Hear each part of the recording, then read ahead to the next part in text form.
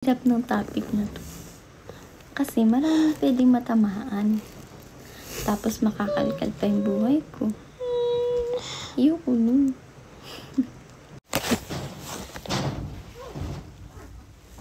Pakapapansin naman ang buruha. Ang init. Ang init. Napakasimple lang ng buhay namin. Alam nyo ba? Di pa, di ba? Sabi ko na nga ba? Simple ng buhay ko ngayon. Pero, noon, hindi. Kulit ni Kanon. Nani? Gusto kong simulan to sa, intro pa lang tropa tayo. Gusto kong simulan tong kwento ko sa, una sa lahat, hindi ako nang huhusga ng kahit na sinong tao.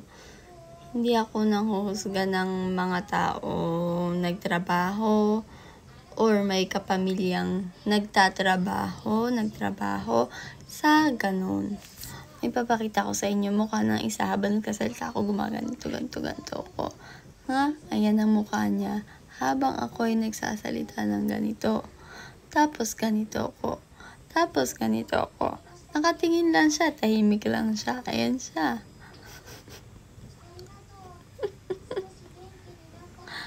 Okay? Dami yung grrrr. Sige, ganyan ka lang. Manood ka lang kay mama. Hindi ko alam kung ayaw to pag-usapan ng marami. Kasi dumating sa part ng buhay ko na ayaw ko itong pag-usapan. Siyempre, bakit? Ma-judge man ako, day. Kasi, isa akong lisensyadong guro. Nagtrabaho ako ng bilang isang guro. Mga 2 taon. May get. Tapos, huminto ako. Nag-stop ako para maging isang nagtatrabaho sa nightclub. Tama ba yun? Kung sa iba, tinatawag nila yung hostess. Ano pa ba?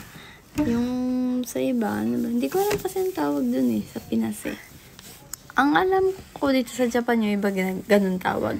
Tapos, yung iba tawag naman entertainer. Ano pa ba? Yun ang alam ko. Tapos, hindi ko alam paano yung simulan tong topic na to. Pero una sa lahat nga, talaga, wala akong ginajudge na kahit na sinong tao magtatrabaho sa ganon. Wala talaga. As in, wala akong hinuhusgahan. Okay? Kasi, ako nga diba, galing na ako sa isang napakatinong trabaho. Matalino pa, kumbaga, hindi naman sa pagyabang, pero kung sa paningin ng iba, syempre, isa kang guro, syempre, may pinag-aralan, matalino, mataas, may kahit saan ka dalhin, makakapagtrabaho ka, ganun. Pero, binitawan ko yun. At nagtrabaho ako sa panggabi, o bilang entertainer, o hostel, or nightclub. Bakit? Diba? Yun yung tanong ng marami sa akin. Ganito yan. Ba't ako nagbibideo? Nagbibideo ako para ipaliwanag sa hindi ko? Siyempre hindi. Tagal ko nang nabubuhay nang walang pinapaliwanagan na kahit na sino. Kahit nga yung breakup namin ng ex ko diba? 6.5 years O, nagpaliwanag ba ako? Hanggang ngayon hindi. Nakita na lang nila yung video namin na okay kami. Kasi wala Hindi ko hilig magpaliwanag sa tao Hindi ko hilig na linisin sarili ko. Pero, ito na nga. Madaming question mark kasi. Madaming natanong sa akin ng mga ganyang bagay. Tapos, para sa akin, simple lang mga sagot ko. Ganun lang. Hindi malalim. Meron akong kapatid na nakatira sa Japan. Tapos, meron siyang isang personal problem. Hindi lang pala isa. Meron siyang personal problems na hindi niya ma-resolve mag-isa. Noong mga panahon na yun, hindi naman problema yung pera. Kaya hindi lahat ng nagtatrabaho sa panggabi, sa umise, ay pera ang kailangan. Okay? Ako ng mga panahon na yun, hindi pera yung dahilan. Kaya ako nagtrabaho sa ganun. Hindi rin dahil gusto ko. Meron yung kapatid kong mga personal problems. Tapos, layo ko. Video calls, ganyan kami. Tapos, kwentuhan sa mga problema, iyakan sa mga problema. 7 kami magkakapatid, pero mag-isa lang siya dito sa Japan. Alam mo yung pakiramdam na gusto kong nasa tabi niya ako para maano ko siya, yung mako-comfort ko siya. Noong mga panahon na yun, sa tingin ko naman nagawa ko yun. Ngayon, hindi na kasi magkalayo na kami. Siguro nga baka galit na siya kasi nga ang layo ko na. Pero as much as possible, nagbibigay ako ng time, ng oras para magkasama kami. Siyempre, kahit na magkalayo na kami kasi isang bansa lang naman kami eh. Ano ba yung maganda at kapangit sa ganung trabaho? Una sa lahat, hindi ako nagtrabaho nga doon para sa pera. Pero, pumasok ako doon. Kasi yun lang yung pwede kong pasukan. Nung time na nandito ako, first time ko dito. Siyempre, hindi naman pang trabaho yung visa ko. Kaya, yun lang ang pwede kong pasukan. So, pumasok ako doon.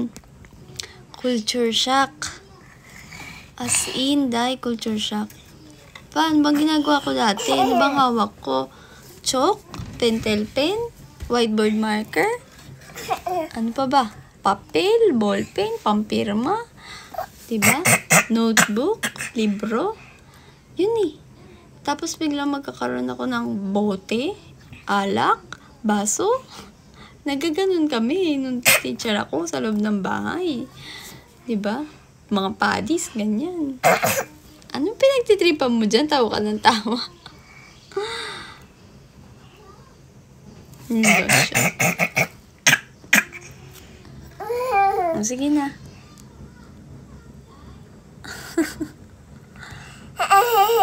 Commercial ka eh, no?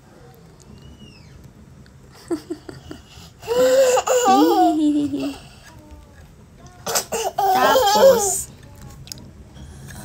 syempre, ang mga guro, madalas yan sa umaga. Gising ka umaga hanggang hapon. Tapos dito sa... O, sige na!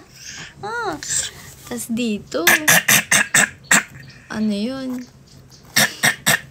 Anak panggulo talaga. Tapos dito, pasok ka ng alas 7, alas 8 ng gabi. Uwi mo alas 2, alas 3 ng madaling araw. O, ano bang ginagawa sa ganung trabaho? Nung una, wala pa talaga akong alam sa sistema.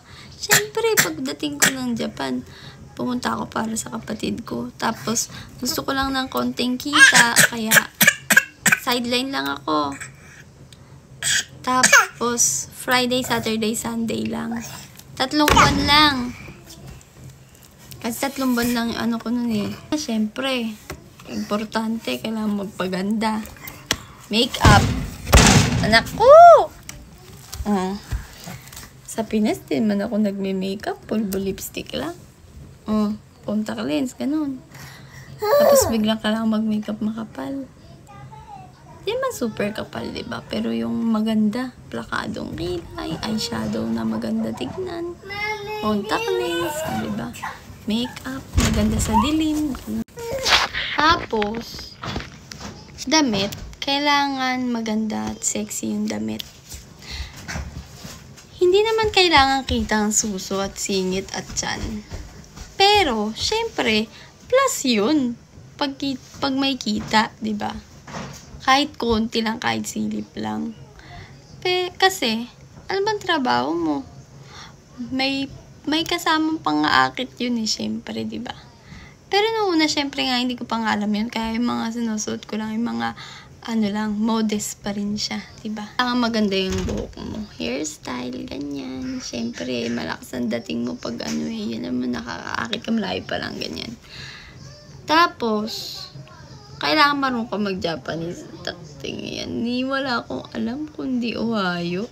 Hi, smile. Nalait nga ako eh. Alam mo ba, sabi sa akin, isang beses, puro lang daw akong ngiti. Hindi naman daw ako makausap. Kaya, palitan daw ako. Ganun kasi yun. Pag sa ganun kayong trabaho. Ewan ko sa ibang bansa. Ewan ko din sa Pinas. Hindi ko lang alam. Pero dun, sa pinasukan ko dun sa Japan. Ganun. Kumbaga, meron isang oras ang customer. Tapos, meron siyang 3 hanggang 4 na babae. So, 20 minutes, 20 minutes, or 15 minutes, 15 minutes. Swerte yung unang babae na maipapakilala. Kung mapapaupo. Ganito yan. Ha? Papaliwanag ko para alam nyo sa mga hindi nakakalam. Ito talagang trabaho ng ganyan trabaho, ha? Kasi maraming judgmental sa inyo, eh. Napipikon ako sa inyo. Kutulan ko kayo isa-isa, eh. Papasok ang... So, syempre, madilim doon. Pero maliwanag. Paano mo ba-explain yun? Diba? Alam mo yung pag matutulog ka? Oh, ganun. Madilim pero may konting liwanag. Hindi siya dim light. Mas maliwanag sa dim light. Oh, yung sunod sa maliwanag na maliwanag. Ganun. Basta. Tapos, pasok ang papangalan natin sa customer. Ang pakyaw. Papasok ang basta yan. Pasok ang kalalakihan. O lalaki. Madalas mag-isa lang kasi. Pag minsan may grupo sila.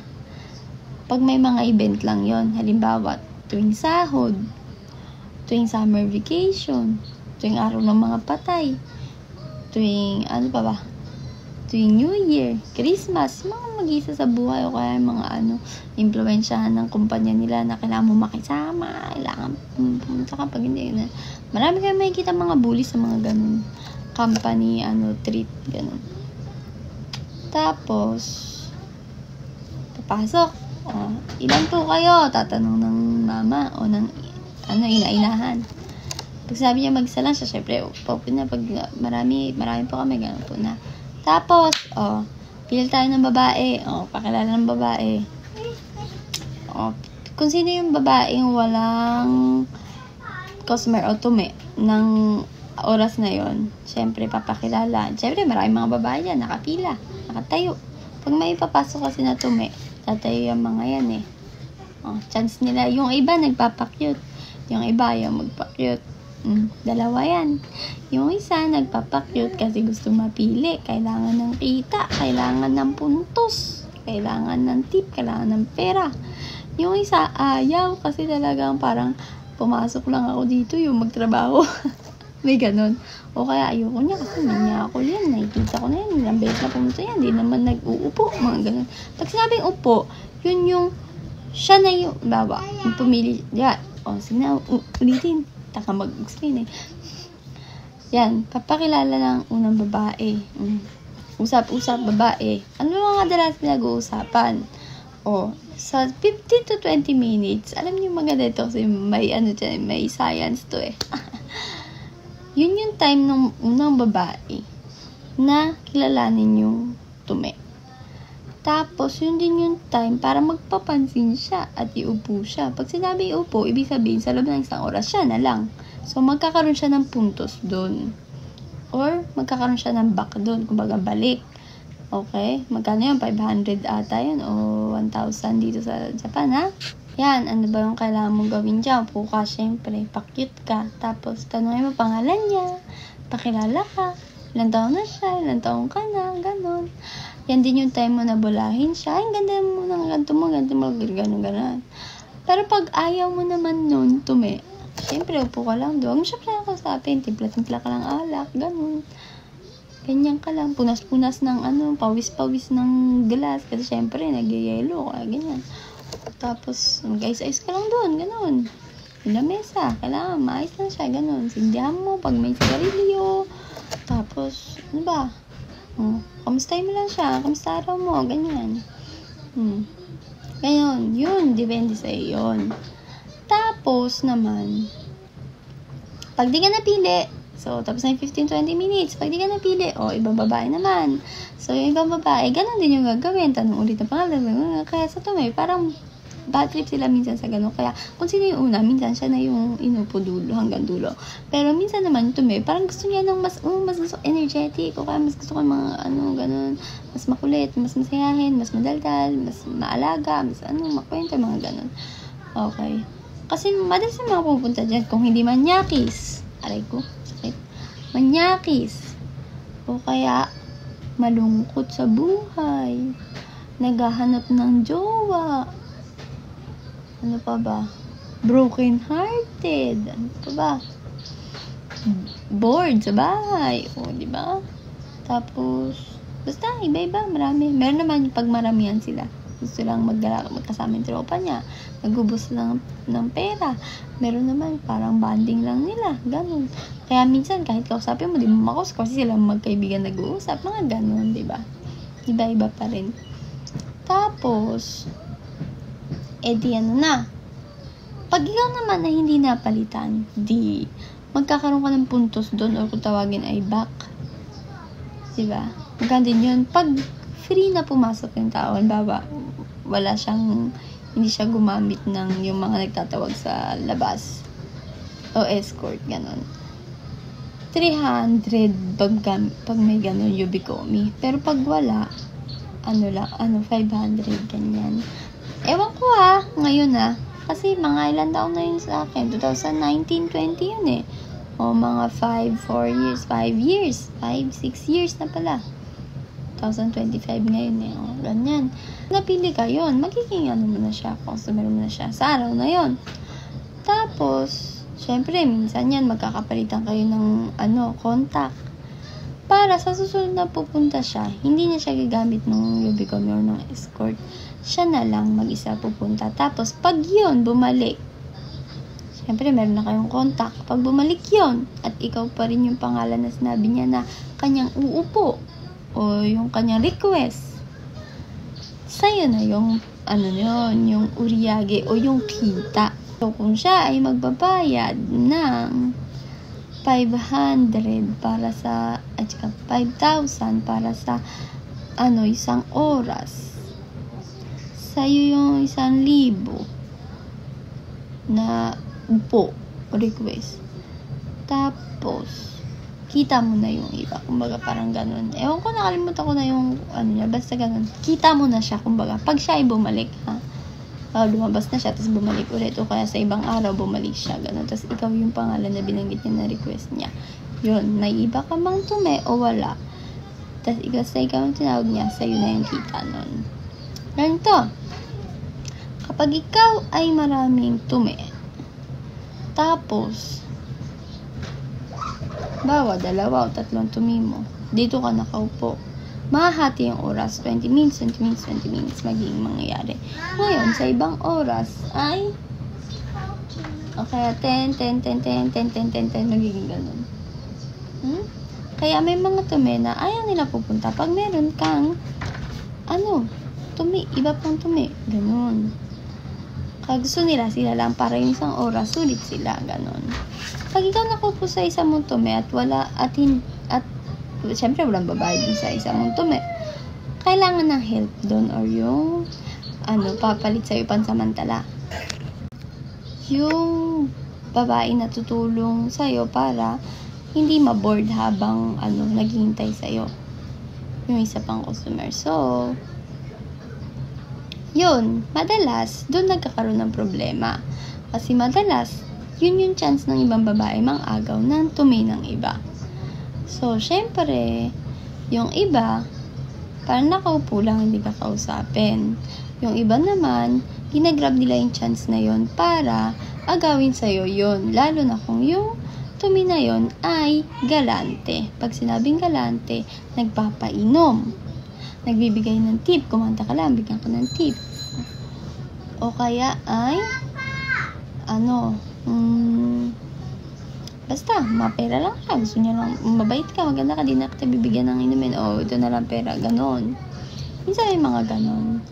Tapos, swerte ka sa ganyan kapag yung, customer mo ay may kasamang iba. Tapos, walang request yung ibang kasama niya. Kasi, syempre, lahat ng kita nun sa'yo pupunta. Halimbawa, 5 sila. Or kahit 2 lang sila. Sa'yo yung isa. So, itong isa, na wala naman siyang request, pati yung babayaran niya, sa'yo pupunta ang kita. Ganun. So, kami, dati, nung kapatid ko, ginagawa namin, pag may kasama yung partner niya, automatic niya na sa akin para hati kami, gano'n. O kaya ako agad yung pinapaano niya, yung ipapakilala sa umpisa, gano'n. Pero hindi naman palaging syempre piliin ng tumiyon, 'di ba? Yung kapatid mo, syempre minsan ayaw papalit, gano'n. Sa ganyang trabaho, sila magkapatid. Sa ganyang trabaho, hindi naman din importante na maganda ka. Importante na malinis ka, maayos ka, maganda ka tignan, pero hindi naman kailangan perfect ka. Hindi tapos plakad yung makeup, makapal na makapal din naman din. Kailangan din masipag ka makipag-usap, mag-entertain, ganun. Maayos ka sa inumin, sa ganyan. Kakantahan mo, entertain mo, ganun, diba? Tapos, kasi may mga pumupunta din dyan na gusto nila mahilig sa mayagan, party, ganun. Tapos, isa pang labanan dyan ay walwal. Kaya panalo dyan sa ganyan trabaho, yung mga mahilig magwalwal. So, dahil sa isa akong mahinang nilalang, mabilis akong malasing. Kaya nung mga unang buwan ko dyan, palagi akong patay. Palagi akong, alam mo yung tulog dahil sa sobrang kalasingan. Palagi akong suka ng suka. Bad trip sa akin mga kapatid ko. Kasi nga nasuka ako, syempre, ganun. Kasi hindi ko kaya. Tapos, hindi ako marunong mandaya. Sa ganyang trabaho kasi maganda din marunong ka mandaya. Lalo na pag mahilig magpainom yung tumi mo. Dati, nagtatapon kami. Ay, cheers! Ganon. Kung may towel sa gilid, doon na napupunta yon, hindi na sa lalamunan mo. Ganon. Maganda kung umiinom din yun. Kung hindi umiinom yung tumi mo, hindi nakikita yung ginagawa mo. Diba? Kailangan mautak ka din, ganon. Sira ng katawan. Kasi syempre, gabi, gising ka. Dapat natutulog ka na yan, Hindi nalilinis yung katawan mo. Tuwing gabi, tuwing natutulog tayo, nililinis ang katawan natin ng ating katawan, sarili niya, nililinis niya. So, kung gising ka, syempre, wala pa naman para maglinis, diba? Tapos, pangatlo, pangapat, di ko na alam kung pangilan, pero isa pa, syempre, sila katawan mo, Hindi na nasa tamang oras yung kain mo, diba? Tapos, hindi na rin healthy yung kinakain mo. Minsan, kumakain, minsan, hindi. May oras naman ng kain, lalo pag wala kang tumi. Pero, pag naman kung marami kang tumi, diba? Wala ka ng time kumain. Minsan may mga tumi na pwede kang kumain dun sa table nyo, pero may mga tumi na ayaw. So, pabayaan mo sarili mo. Walwal, araw-araw, alak, ganun. Meron naman, kasi mga madalas dyan, tequila, champagne, Japan. Tapos, wine. Yan, yung mga tinitira dyan, di ba? Mga chandong, domperi, mahabam, kape de pari, mga ganun.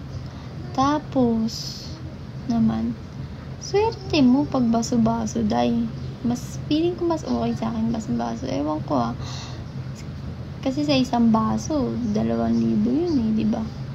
Pwede kang umorder ng juice, pwede kang umorder ng tsaa, pwede kang umorder ng kape. Diba? Bala ka sa trip mo. Meron naman mga alak na mga yung pwede kang mag-wine baso-baso, diba? Para konti-konti lang, ganyan. Kumbaga, depende sa'yo.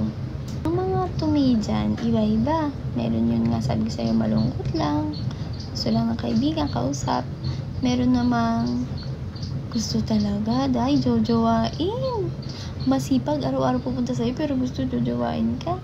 Meron naman, gusto makaisa. Yayayain ka sa kung saan-saan, date, hotel, ganun. Yung ibang babae, hindi ko nila lahat, Bato-bato ulit. Kung tamaan, sapul. Okay. Yung ibang babae, nagtatrabaho na sa gabi. Sumasideline pa sa umaga. Charot. Sila yung para maniwala yung tumi na may interest sila, kumakain, nagla-lunch. kasama yung tumi. Siyempre, feel na tumi, special siya. Ako, naka-lunch ko na to. Ikaw, sa umisi mo lang nakasama. Ganun. Yung iba naman, na babae. Ang tamaan ulit ay shampoo. Hanggang mainis sa mukha ko. Ganito lang talaga to. Nakakasar, no? Yung iba naman, tinatrabaho sa labas. Dahil, meron pa motel. Meron pa date night. Charot. Meron naman. Sa Pinas, tinatrabaho. O tinrabaho. Siyempre naman kasi yung mga nasa Japan kasi hindi naman lahat yan mga ano eh. Diba? Meron mga dati sa Pinas nagtatrabaho ng pabangbang, di ba? Tapos nagpunta ng Japan para hindi na magpabangbang. Mag-entertain na lang. Pero meron naman na yung trabaho nila sa Pinas na bangbang, ginagamit nila sa Japan na bangbang para mas malaki ang kita. Okay? Kung alin dito yung ginawa ko at hindi ko ginawa, ikaw na maghusga. Total, judgmental ka naman. Ikaw na mamili. Joke lang. Pero syempre, bala na kayo. Kung kilala niyo ako, hindi. Alin dun yung ginawa ko, alin dun yung hindi. Mukha ba ginawa ko yun? Charot. Meron naman, mga tumina, hindi naman sila mga hawak, hindi naman sila manggaganon, o manghihingi ng ganon, pero gusto manghingi ng litrato mo. Meron ako dati, ayan na, nagsabi na ako ng akin ha. Diyos mio, day. Galanti, day. Nakakalimang lapad kada punta. Pero day, gusto ng picture na ubad-ubad. Ang lola mo, ginamit ang pagka-teacher niya, day. Nag-search sa Google. Namili ng nakahubad na kakatawan niya. Sinend. Halata. Halatang screenshot sa Google. Nahuli. Hindi man ikaw yan sabi. Kasi nga, hindi ko kaya. Ewan ko ba? Pero sa ex ko dati, nakapag-send ako. Charot. Pero meron talaga mga kukulit. Gusto ng bang-bang. Pag mga ganun, iwan mo na. Pabayaan mo na. Pero yung, depende sa pangangailangan. May mga babae kasi na, ewan ko siguro, mahirap bang judge talaga. Hindi ko alam. Baka kailangan nila ng kita. Ganun. Or baka yun lang yung tanging paraan na alam nila para lumaki yung kita nila. Yung puntos nila. Diba? Para hindi mawala yung tumi na yun. Diba? Ewan ko. Ayan, yun. Basta sa nila, yun bala. Kanya-kanyang style yan. Tapos, alam mo problema din dyan sa trabaho na yan. Pag hindi mo kasundo yung ina o yung mamamamahan.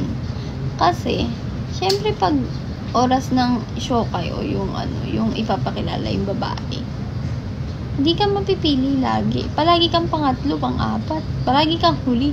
Yung tipong, malay mo mapili yung una tsaka yung pangalawa. Wala na. Hindi ka mapipili. Diba? Maganda kasi yan, syempre, pag ikaw yung una papakilala, syempre, chance mo yun diba? Pero, minsan pinipili talaga yung una tsaka yung pangalawa. Kaya, hindi ako mabot sa pang-apat. Pero pag, alam mo yun, last ka, tapos napili ka pa, taray ng kamandag mo, girl. Charot. Tapos, ano pa ba? Sa mga babae, na syempre, bawa, sabihin mo na maliit lang yung club na yun, 4 lang kayong babae. 4 kayo dyan, pero iba-iba kayo ng discount ng trabaho Meron dyan, nagpapabeng-beng. Meron dyan, nagde-date. Meron dyan, wala, trip niya lang talaga pumasok dyan kasi pandagdag income lang. Meron dyan, baguhan lang, kaya wala pang alam ganun. Basta iba-iba diba? Depende sa diskarte. Meron dyan yung gusto, yung way niya pagtatrabaho, may kakilala ko si Ate ang trabaho niya is, pag gusto siyang ligawan ng tume, ex na agad sa kanya yun. Pero pag tropa-tropa lang yung gusto ng tume, ay, ganun. Okay siya doon. Ganun siya klase ng babae, ganun. Tapos meron naman, itong madami talaga. Yung kala mo, bait sa loob ng misi, bawal hawakan. Tapos putya, malaman-laman mo sa customer na 65-70 years old na, may ganun pala sila, may bang-bang days pala, may bang-bang day pala sila a month. Charot. Basta ganon. Kaya, iba-iba talaga. Pag ang babae, hindi mo kasundo. Siyempre, bawa, magkakaibigan, 5, 4, 3. Tapos, 3 kayong babae ang upo, mga requested kayo. Pag hindi mo kasundo yung dalawa, gagawin lahat niyan para mapalitan kayo, yung kaibigan nila ipapapalit. Sisiraan ka niyan eh. Facebook mo, naku, wag may pagkatiwala sa mo, kaibigan mo. Yan, maglalaglag sa'yo dahil. Naalala ko yung ate ko dati, yung 2 kasama niya yung nagsabi na may asawa at mga anak siya. Hindi naman masama yun, pero para sa gusto kong jowain na tumi, syempre, ayaw nila may asawa at anak ka, diba? Kaya itsuchugi ka niyan ibang babae magyano. Kung galante, diba? Taluan. Ganun. Basta, alam mo, sa trabaho, hindi naman tumi ang kalaban babae. Co-workers, kahit ang trabaho, teacher nga ako, co-workers ko kalaban. Hindi naman yung mga batang estudyante ko eh. Yun ang stress mo. Ano pa ba ang chika natin dyan? Ano pa gusto nyo malaman? Yun. Tanong nyo na lang. Ako katagal nagtrabaho sa ganyan trabaho. So, yung unang 3 buwan ko, diba? Pagkatas namuwi ako ng Pinas, nagturo ulit ako. Siyempre, gusto ko talagang pagtuturo. Nakatatak na yan sa aking puso. So, nagturo ulit ako, tutorial. Hindi ako pumasok sa school, pero nag-tutorial ako. Tapos, bumalik ako. Kasi hindi pa naman okay yung kapatid ko. Tapos, gusto ko matapos na yung niya. Yung buwan-buwan niyang padala sa Pinas. Parang ganun. Gusto ko matapos na yung bayarin ng bahay. Kaya ginawa ko, wait lang. Tapusin ko lang yung bayarin ng bahay. Tapos, okay na ako. Parang ganun. Gusto ko magstay sa Japan kasi gusto ko may kasama yung kapatid ko. Ako yung kapatid niyang babae, sobrang baby pa nung bunso namin nun eh. Kaya, hindi pa sobrang baby, pero 14, mga ganun lang siya. Tapos, yun nga, di punta ako, balik ako Japan. 6 months naman. This time, medyo marunong na ako mag-Japanese. Kaya, nakakakanta na ako. So, yung pag-entertain ko, may kasama ng kanta. Tapos, nakakapagsalita na rin ako kahit papano. So, medyo gumagaling na ako sa pang-uto, ganyan. O kaya pag ginagago ako, nakakasagot-sagot na ako, ina mo dinig, ganun. So, nakaka-enjoy na kasi syempre, marunong na ako mandaya kung paano uminom ng alak, di ba? Tsaka, mas wala akong jowa. Syempre, break na kami nung isa. O, di ba? Kaya, nagpapaligaw na rin ako. Pero, wala akong balak sumagot. Parang di ako tinatamaan ni Cupido eh. Biruin mo, meron akong 20 years old. Ang gwapo, parang Koreano. Tangkad, payat, ganun. Trip. Tapos, meron na, madalas dyan mga matatanda. Kausapin mo na lang. Sige na. Pag niligaw-ligaw ako, sige, magpaligaw ka na lang. Magpabola ka na lang. Bolaan mo din. Ganun. Ito lang masasabi ko. Kasi sa ganang trabaho, meron mga mahilig magbigay ng gamit, bagay, brand, pera, gold, kahit anong gift na gusto mo. At saka meron din mga mahilig tumulong. Sabihin mo may problema ka sa pamilya, ganon, kung ano-ano, namatay si ganyan, mga ganon. Diyos niyo, Marimar, sa ganyang trabaho, ang dami ko nakilalang babaeng ganon. Parang linggo-linggo may problema siya sa pamilya. Tapos, linggo-linggo din yung mga customer niya, mga tumi niya, bigay ng kung ano-anong tulong. Wala lang. May ganun talaga eh. Do not judge. Sabi, ikaw judgmental ka. Higil mo ko eh. Hindi ko naman sinasabing wala akong ginawang kasinungalingan. Siyempre, sa trabaho na yan, maganda din na magaling ka magsinungaling eh. Pinangako ko sa sarili ko, wag kang hihingi. Sabi ko sa'yo, Day, sa 10 nagtatrabaho sa ganyan trabaho, 9 dyan nang hihingi. Ultimo bill. Sabi ko sa'yo, meron kaming number 1 dati, oh. Ultimo bill niya, oh. Umiikot sa lahat ng meme niya, oh, ng tumi niya, oh. Kasi sabi mo madami siyang tumi, kasi madami siyang tumi talaga, as in super. Pero isa lang yung bill na hawak niya. Umiikot yun sa lahat. Sabi ko sa'yo, huwag kang humingi. Para kapag hiningian ka ng bang-bang, tas hindi mo mamigay, tapos pinapasoli sa'yo lahat ng binigay niya, wala kang maisusoli. Bakit? Wala kang makiningi, eh. Ikaw nagbigay niyan, eh. Diba? Hiningi ko ba? Oh. Diba? Ugali ko lang talaga yun. Ayokong tumanggap ng kasi natatakot ako hindi ko maibigay yung hinihingi sa akin. Parang ewan ko, judge nga. Huwag kang magmalinis din, ha. Tapos, ayun, 1 taon lang ako doon sa ganung trabaho. Natapos kong bayaran yung kailangan ng bayaran bahay. Hindi naman nagmamadali yung bahay, pero tinapos ko na lang kasi ayoko nang bigyan ng isipin tsaka problema yung ate ko. Parang gusto ko na alam yun, yung kinikita niya sa kanya, tapos di niya siya magpakahirap sa ganung trabaho. Tsaka ang tagal niya doon sa ganung trabaho, eh. Kaya gusto kong umalis na sa ganung trabaho. So, ang bait ko, diba? Tinulungan ko lang talaga siya. Sinacrifice ko yung pagtuturo ko para mapaalis siya sa ganung trabaho. Kaya, feeling proud ako ngayon kasi syempre napaalis ko siya sa ganung trabaho, eh, diba? Dahil yun sa tulong ko. Bakit ang daming tao? Ang laki kasi talaga ng sahod dyan. Sabi ko sa inyo, yung hindi ako nagra-ranking. Kasi nga, bag pa lang ako din mag-Japanese. Wala akong kalam-alam. Di ko alam yung paano mag-style, yung way ng trabaho na yan. Kumikita ako ng, sa mga talento, mababa. Kumikita sila ng 20, 26, ganun. Na lapad ha, nahawakan nila.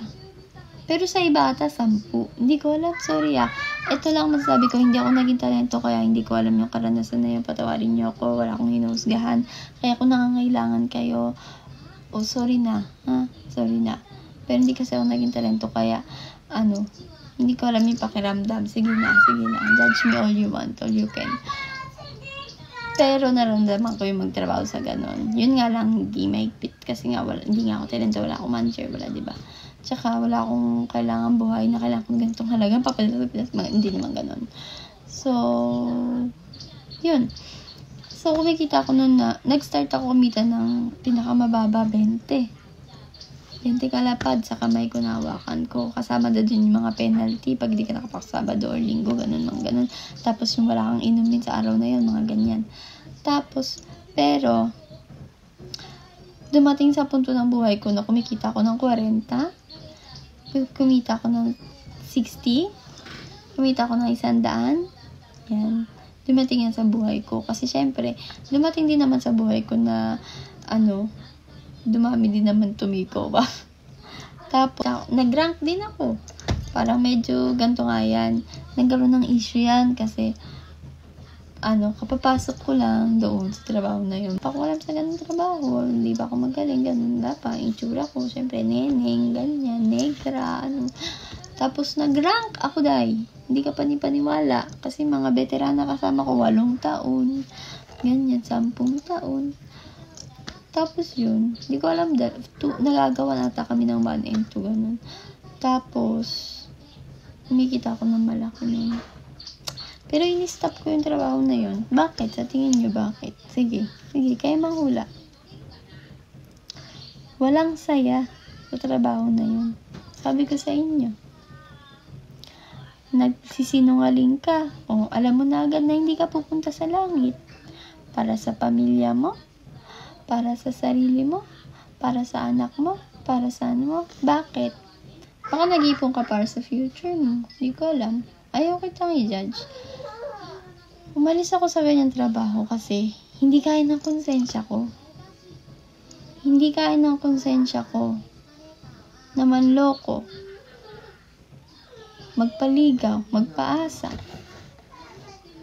magsinungaling, gumawa ng masama. Nakapiling ko.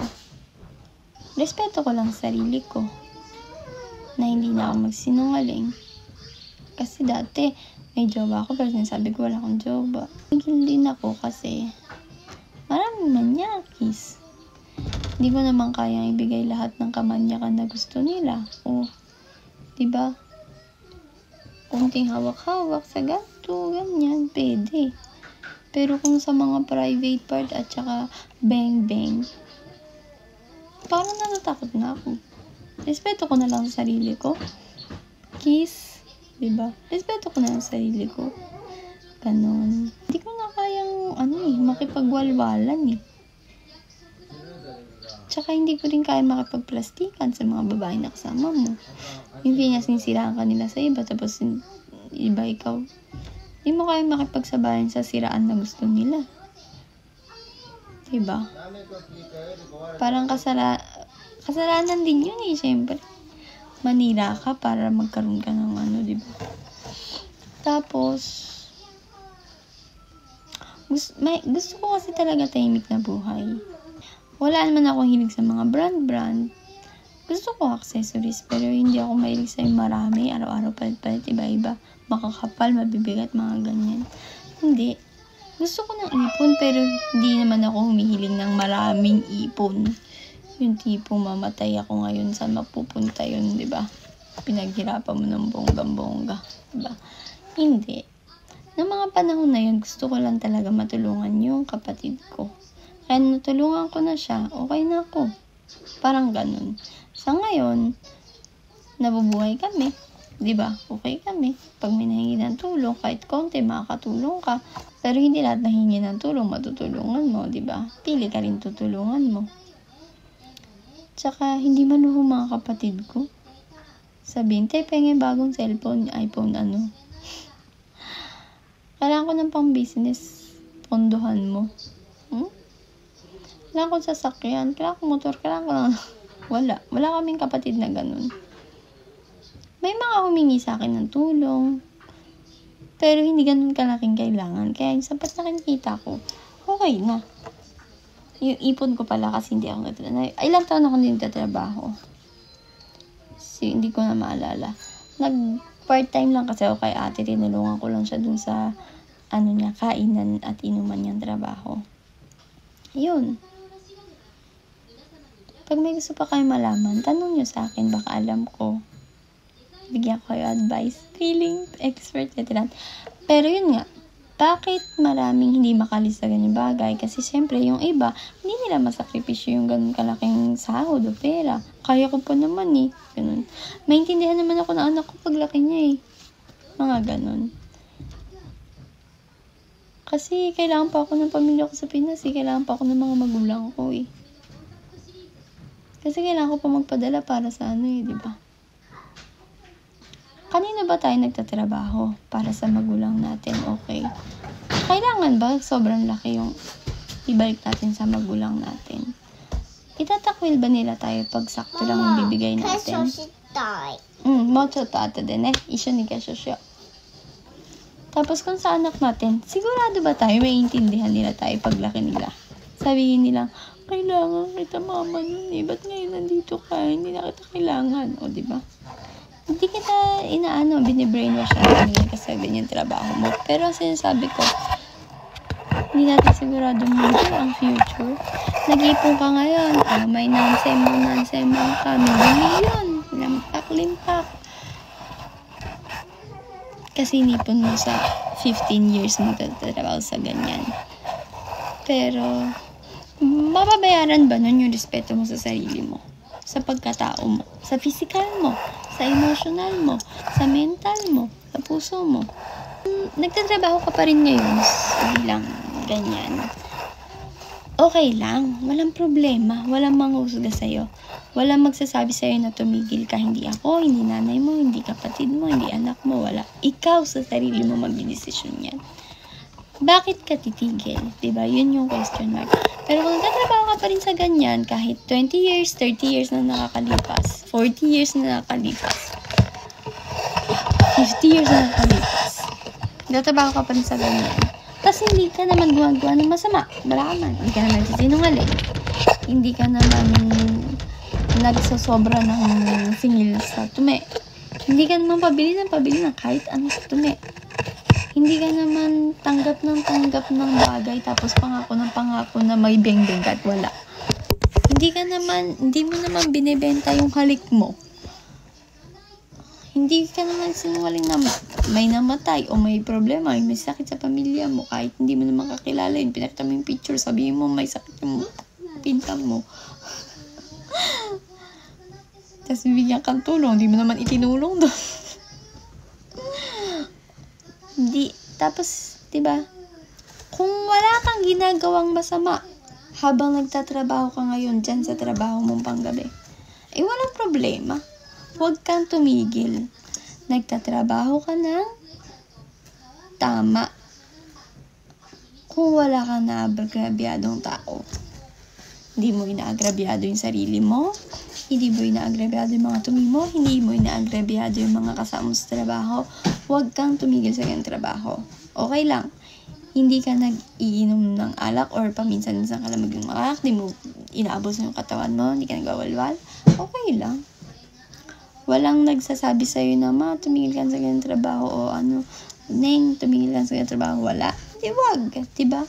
Pero kung ikaw, gumagawa ka ng masama para kumita ng ganyang kalaki na yung kailangan mong pera, ikaw yan eh.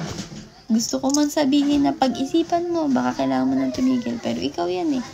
Hindi ko alam kung gaano kalaking pangangailangan mo, baka may milyon kang utang sa Pinas, o baka may gusto kang ibigay na buhay sa magulang mo, diba? Yung hihiga sila sa milyon pera, limpak-limpak na pera. Hindi ko alam sa pangarap mo eh, diba? Kasi ikaw yan eh. Ako, yung kapatid ko, o yung kakilala ko na tumigil, pumili na maging ina, or tahimik ang buhay, or content sa buhay, or na hindi na magsinungaling, or pinili na magtrabaho na lang sa isang matinong kumpanya, or isang bilang isang simpleng empleyado. Choice namin yon, diba? Pero hindi namin sinasabi na tama kami, mali ka. Diba? Pinapaliwanag ko lang sa mga hindi nakakalam sa ganung trabaho. Baka kasi ginajudge nila lahat ng tatrabaho dun. So, hindi nyo alam, ang buhay doon mahirap. Magpapasaya ka ng iba, ikaw malungkot, diba? Magpapasaya ka ng iba, ikaw nasasaktan. Namimiss mo yung anak mo, yung magulang mo, diba? Diba? May mga ganun eh. So, this is not to judge anyone. Hindi rin to para influensyahan kayo na tumigil na kayo sa ginagawa nyo. Ganyan. Na parang masama yung ginagawa nyo. Hindi naman. Kasi alam ko naman, depende yan sa tao eh. Sa paraan niya ng pagtatrabaho. At para saan yung pagtatrabaho ang ginagawa niya. 8/10 na nagtatrabaho dyan. Kasi gusto nila yung mga luho na nakukuha nila. Alam ko yan, naranasan ko din naman tumanggap ng luho galing sa iba. Masarap, masaya. Sa umpisa, mga tumagal, tapos gumagawa pa rin ng masama, desisyon nyo yan. Irespeto ko kayo dyan. Yung mga tumigil, para sa mas simple at mas kontentong buhay,